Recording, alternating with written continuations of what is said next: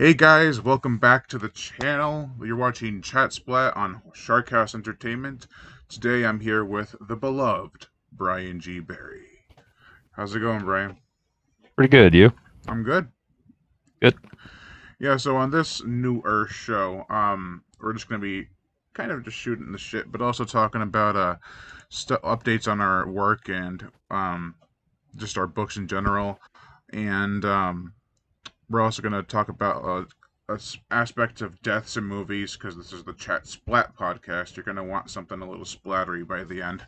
So we'll definitely get into that. So I have like every single Brian G. Berry book. I think I got the new one in the mail today, actually. So, Ghost Shark. Um, Nice. yeah, so definitely check out his stuff. And I'm also an author. Check out my stuff. It's all on Amazon, Kindle, paperback. You can get it. I'll leave links to some of them in the description below once I upload the video. So yeah, tell us a little bit about yourself, Brian. Uh, Not a whole lot to tell. I'm from California originally. I was born in Santa Clara. Lived in California most of my life. Moved up to Washington. Now I'm in Idaho, and I've been writing now for close to 5 years. Um, I have a lot out, a lot of books. I focus mainly on 80s, 90s action, sci-fi, horror. That's my little, that's my niche. I like to stay right in there, and I like to get splattery, and pretty much what I do. Right, with the exception of the Giallo stuff, like what was it, the Night of the Mutilator? I think the Night Mutilator. The Night Mutilator and Fragments. Yeah, Yes, I like to break it up sometimes and like get into more darker aspects. Those are always fun. yeah. How's your is your writing style kind of consistent? Like, is it always serious, or is it tongue in cheek, or does it have kind of the best of both worlds? Really? Yeah, I do pretty much a fusion. It just depends. Like I'm a mood writer, and depending on what I'm feeling right then, that's how it's going to come out. Like I have several series, like VHS trash series, which focuses on those like B movie kind of monster movies and creature features and shit like that, aliens and stuff. And I got my slasher back series, which are focused on again the '80s like slashers, grindhouse kind of things. And then I have one that's called Chatter from the Tomb, which is my more serious prose. And I have Nightweaver and Abominable Snowman on those. Yeah. Those are I always focus more a little bit darker and a little bit more atmospheric. And like I could say for like my little Shark File series, those are just fun ones that I write in like 2 or 3 days. Um, and they're just fun. I just go loose with them and I just have fun with them. And so yeah, I have different styles that I use. Variety of styles. Yeah. Correct. So I started kind of in the middle of your catalog. I started with the audiobook of Snow Shark. Hmm. Hmm. that, I was like reading it. Well, not, you can call it reading it, or you can call it listening to it. You're still consuming the book. Um, Correct. but I was pretty impressed. I was like, oh, this is just going to be cheesy, schlocky fun, well written, I'm assuming, but um, not taking itself too seriously. And there are aspects of that in the book, but it does take itself seriously in parts too, especially near the end. I won't spoil anything, but yeah, it gets pretty intense. Yeah. Yeah. That was a fun one. I wrote that at a time when I was trying to figure out where I wanted to go in my career as a writer. I've always liked, of course, like B movie, like the sci-fi ones, like the shitty little, shark Yeah, movies that are like some of my favorite. And I wanted to write something like that. And I know there is a shark or a snow shark movie out there, yeah. but it's There's also completely, avalanche sharks. yeah, avalanche sharks.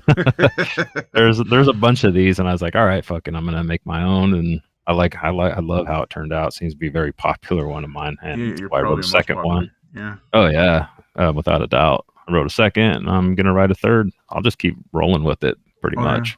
definitely. Yeah. Stick with what works. Yep. Um, and I also the first one I read on paperback was shortly after Snow Shark was The Child Eater, which I absolutely loved. Hmm. Um, Definitely a messed up story. Like you think like, oh, the guy is drinking the bleach at the beginning. It's not gonna, it's pretty weird and out there. Um, but then it just goes for the throat. Like it doesn't stop. Yeah. Hmm. And it's a That quick was the read first too. thing I ever wrote too. Yeah. It's also the first book I reviewed of yours. Hmm. So and then I read The Shack. which was also it was like very cosmic horror, and I thought it worked really well in that angle. Hmm. But it also had Yeah. like an old dark shack in the woods kind of angle, like kind of like the Blair Witch Project kind of give me that Yeah. vibe a little bit. Um, and then just for the sake of being consistent with the chat splat, I've written was it 7 books that are going to be published. I have 4 that are already published. Um, and I wrote some that were self-published. And I took those Mhm. down because I didn't like them. But they tend to do pretty well. Um, Yeah. I'm actually currently writing an outline for Evil Eyes 2, which is the first one is a killer crab story called Evil Eyes, which has a twist on the whole killer creature feature angle. That if you are a big creature feature fan, you'll have heard of this twist before, but it was not handled well. So I was like, you know what? I'm gonna take that twist and I'm gonna excel it with it. I'm just gonna push it I out further.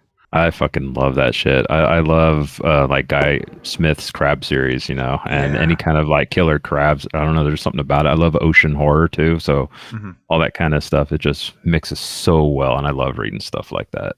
Yeah. I've read all of his Crabs books except for the Carnal Caves and his Omnibus. Hmm. Um, and I love them. I just wish the kills were more creative. That's why I kind Hmm. of went with this one. I was like, you gotta have some creative kills in there. And the Yeah. crabs themselves have personalities now, so they have little traits. Like one likes to crack people, one likes to split them in half like a wishbone. It gets pretty gnarly. Yeah, but that one was pretty short because I wanted it to be kind of like in the vein of Guy and Smith. But the second one I think is going to be a little bit longer. Hmm. And then my most popular book, Croc Attack, I wish I could have rewritten, but it is what it is. But that almost has 200 ratings on Amazon, so I'm like, you know what? I think I'll just leave it as it is. People seem to enjoy it or dislike it one way or the other. Exactly. Might as well just leave it. Yeah. And then I already gave a shout out to him in the last video, but I'll do it again.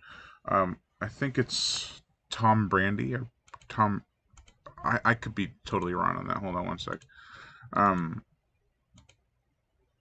yeah, I've had this fan because I have this book series called The Limbs, and he was eagerly awaiting the third book. I'm like Tom Bryan or Brian Byron, Tom Byron. Yeah, he was all eager about reading this next to Limbs book because the story kind of left him hanging, and I told him like it's coming. I got the third one already written, and there's gonna be a fourth one. There's gonna be a spin-off and maybe a fifth one. And he was like, "Oh, that's so awesome! I love when I get messages like that. Like people just absolutely love my book. It's a great It's feeling. it Totally. is it is. It's better than getting like, he's what one of them. I don't want to say any names, but it was pretty prudish. I was like, it's a horror book about a killer crocodile. What do you want? Exactly. Come on now. Some people are just Supposed to be fun. I know I feel like everyone thinks they want to be a critic, but when they try Yeah. to be a critic, they don't say things or think things the right way as a critic would. Like look at it from all angles. Instead, they're like, oh, here's one aspect I didn't like. I'm going to give this book a 1 star. Yeah. Yeah, Yep. yeah. I'm sure you've had some of those too. I've had a couple. I don't really look at my reviews anymore unless I'm tagged in them because I was destroyed over a 1 star review a long time ago. It was like one of my early books. I didn't know what I was doing. Yeah, And I just wrote because I wanted to write, and I got it out there. Some people liked it. He definitely did not like it, and then I was tagged in one before on another social media platform, and I mean, they set it all up all nice. It was a really cool picture, and then they just carved my heart right out. Like, man, thank you for tagging me. But I didn't say anything. I was just like, okay, cool. yeah. Sometimes people like I replied to a review, which I recommend you never do. Yeah. Well, I did to that one, but all I said was thank you for reading my book. Oh, I took it a different direction. It was my earlier. Hmm. I was like, I'll never do that. I'll never do that. I didn't get nasty with him. I was just saying, look, I don't think that critique is fair. Pretty much, you are looking at one aspect of the book and hating it for that. Um, Hmm. that was basically the gist. And he rebutted, and he's like, because I said, because then he started to like, I don't know, not trolling, but I said you're being like, I don't want to have to deal with this. I don't want to have to be um I forgot how I said it, but the word troll came out. He's like, "Now you're calling me a troll." I'm like, "No, I'm not calling you a troll." Oh my gosh, Uh, people are so crazy. yeah. But I definitely think that replying to a book review that's positive is a good thing because then, Oh, definitely. yeah. And I know that I had a book review on one of my books reviewed on YouTube recently, which was a complete honor and a shock. I was like, oh, let me see. Let me type in my name and author and see what comes up. And I'm like, oh my Mm. god, my book is being reviewed on YouTube. An amazing feeling. And I know I plan to review your Terror from the Skies, I think, next is your Hmm. third book. Hmm. Um, Definitely looking forward to that. Yeah, that was totally one of my early ones. One of my super early ones, actually. And I put a fusion of like sci-fi and creature feature in there. I like the whole outline of it. I'm not sure how it's really executed. If I went back, I'd probably cringe. Yeah, no, I'd probably do that with some of my books too, like especially some of my self-published ones. Hmm. Like the only one that I really think could have benefited from becoming something bigger was, well, two of them. There was Wild Man and Rat Tack. Hmm. And Wild Man was my first ever book, and when I finished it, I'm like, that's it, done. Don't need anything Yeah. else added to it. It's a perfect the way it is. And then Rat Tack was a huge project. It was like 60,000 words or something. I'm like, oh man, that Hmm. that was fun. But then I Yeah. unpublished it because no one was reading it because the cover was kind of it was Mm. it looks like one thing, but it was something completely else. Sure. So when you write books, do you usually have like do you make outlines or do you just go with what's in your head? I go with what's in my head and I just roll with it. The most important thing for me is getting that first sentence, and then that paragraph, and then I just roll. I have an idea of what I want to write, but I don't like sit there and outline it. I'm not doing any of that. I just completely roll with it. Works for me, and that's what I'm going to keep doing. Yeah. No, I usually do an outline because my books have to be a certain length. Hmm. And I want to make sure I have everything covered by the bases. Um, Hmm. like if I could write like a less than 100-page book and get it published on paperback, because a lot of these companies they won't release it on paperback if it's under like 30,000 words.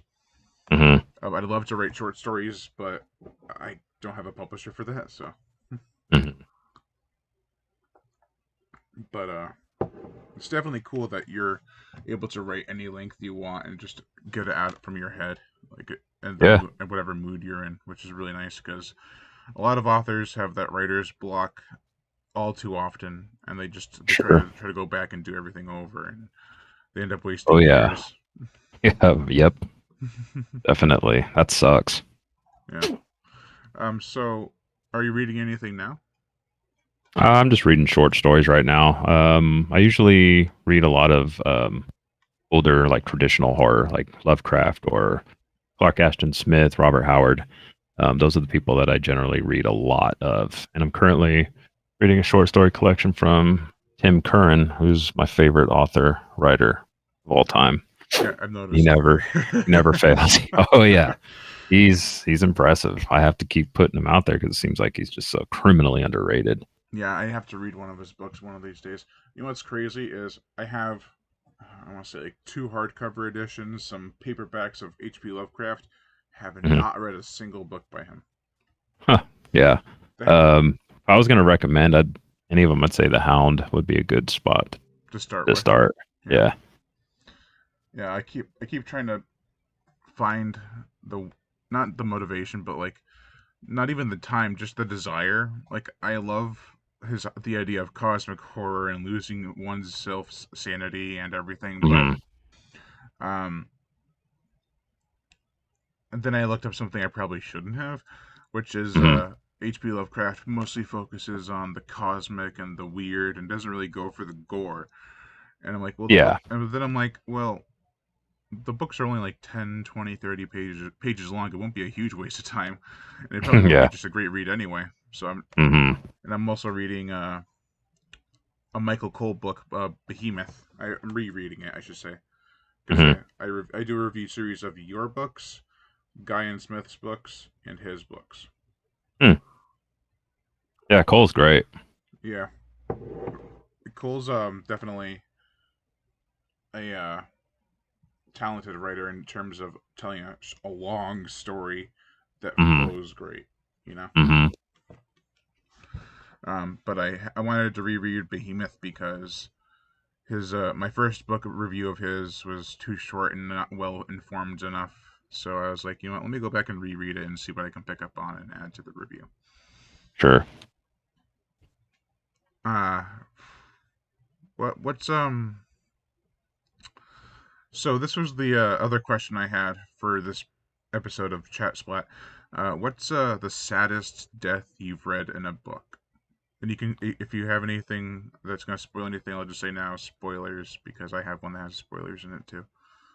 Um, that is probably in a book that I wrote. It's an older one. Came out in the '80s. So one of the paperbacks from hell called Joyride. It's a Hmm. slasher. It's really cool. If you like slasher books, I highly recommend you track that one down. It can get expensive though if you find one, Hmm. but it was about this guy right in the beginning. It just starts right off, just him just killing a dog for like Oh, 12 pages long. And I was like, God damn. that's Uh, it was brutal, and that one pretty much stuck with me. I don't yeah, really get affected by shit like that too much. I don't like animal cruelty in books and shit, and I don't even like writing it. But I mean, I understand it for the story and everything. But man, that was fucking brutal. yeah. I have a blind guy with a seeing eye dog and evil eyes. I'm like, the blind guy can go, the dog just run off. It's Yeah, okay. exactly. um, the saddest death I've ever read in a book was actually by Cameron Robeek. Um, Oh yeah, Dude, the end of Kill River 3. I won't spoil it, but that crushed me. I put the book down. I'm like, oh.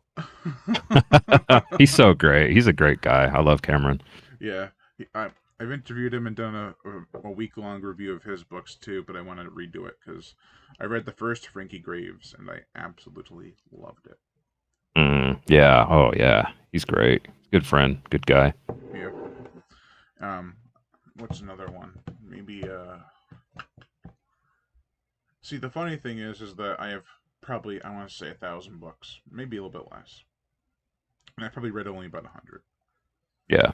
I like to reread stuff so I can get a better review, so it takes up extra time. But I don't know.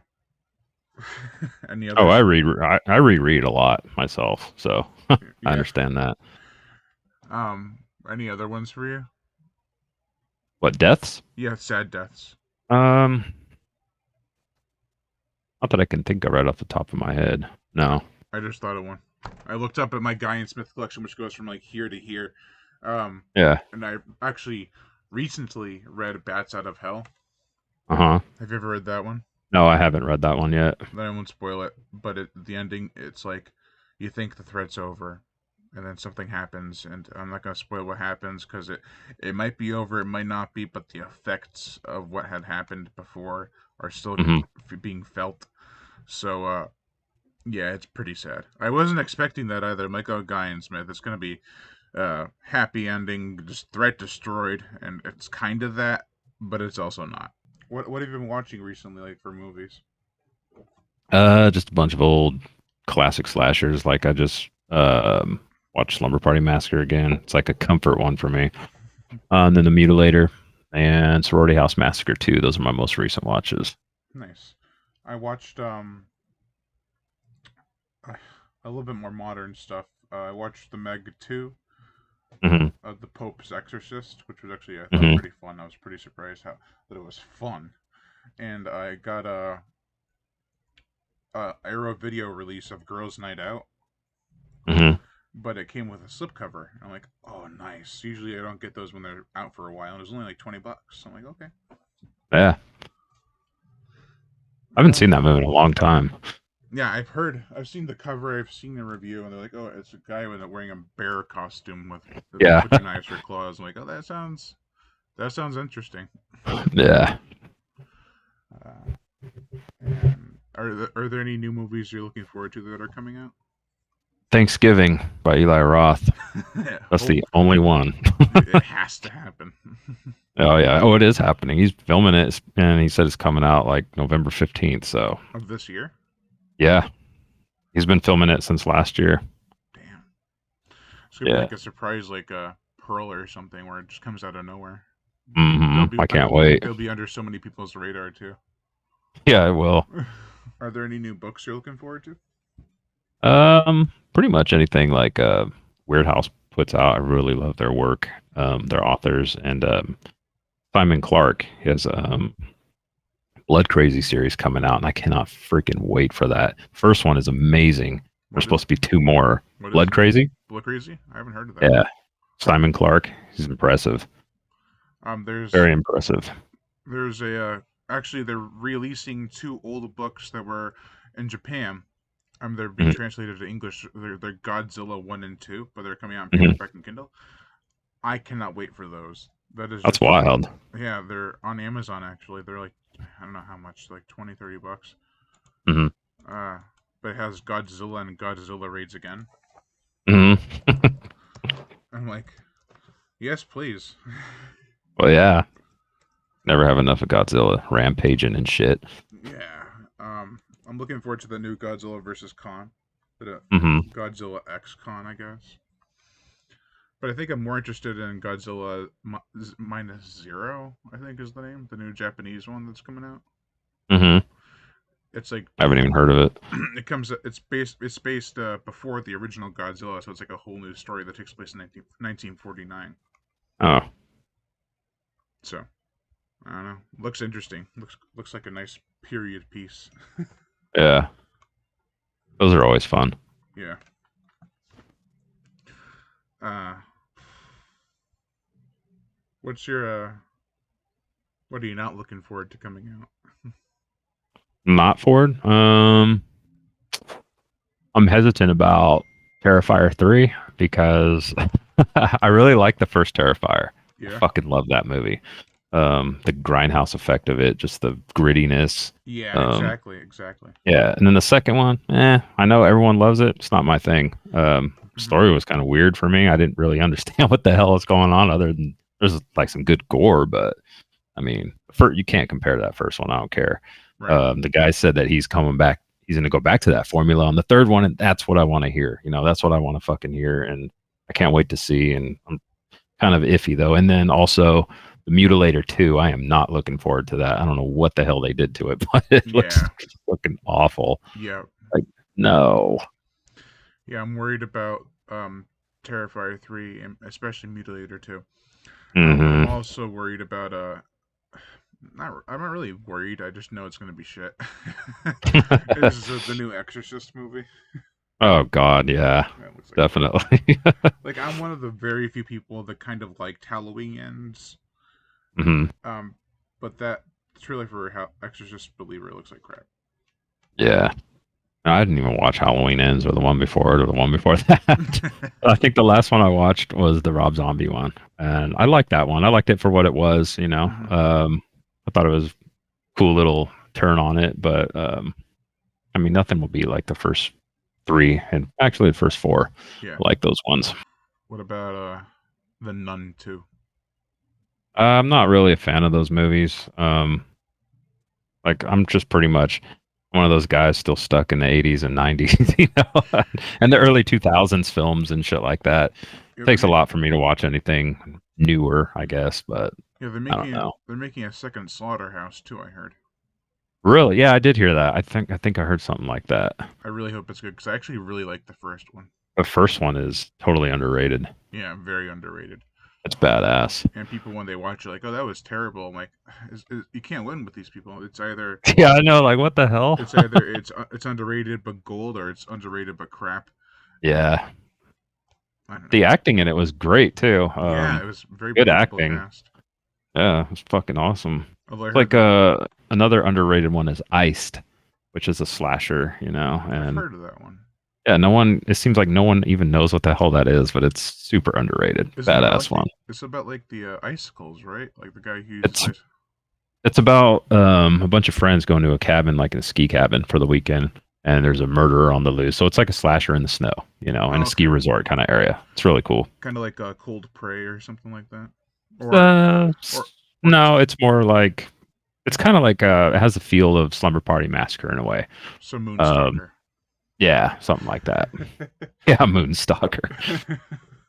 I No watched. cowboy hat, though. Yeah, right. I hate that they ditched the crazy outfit he had on in the beginning. I know, like what the hell? And this guy was all like this good looking slasher looking guy running around just killing people. Like I what the know. fuck? I was not having it. I was in bed watching it. I'm like, oh, this looks like a crazy cool movie with this awesome killer.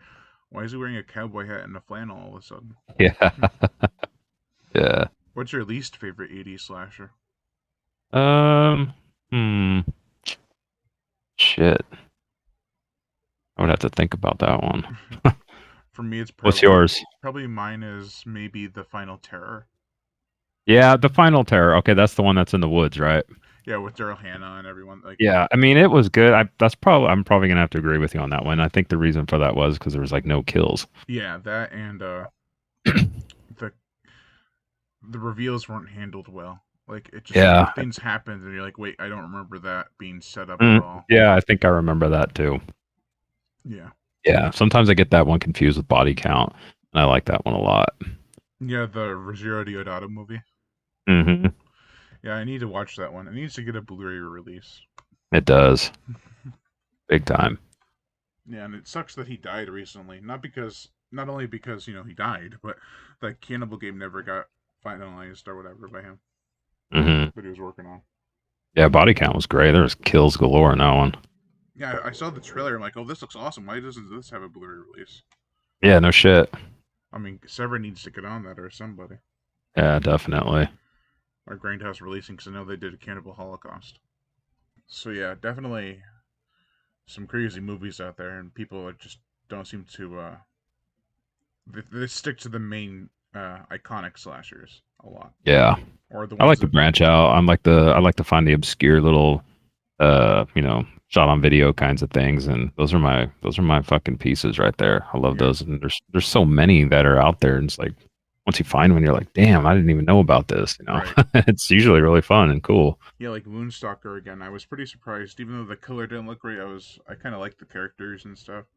Yeah, yeah. Um, If he would have just kept that outfit, it would have been fucking ace. yeah. But man, Trying to think of another underrated slasher.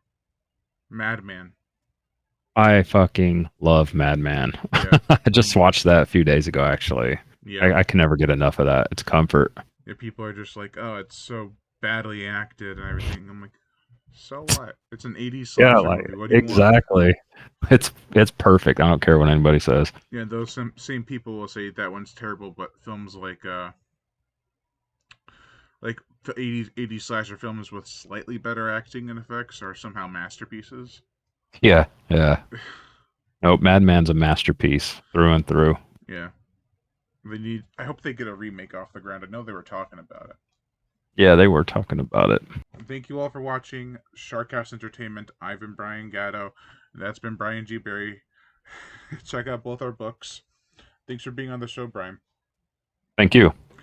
And also, I'll leave links in the description for both our books, a couple of them, and also hit that notification bell to be notified every time I make a new video. And as always, subscribe.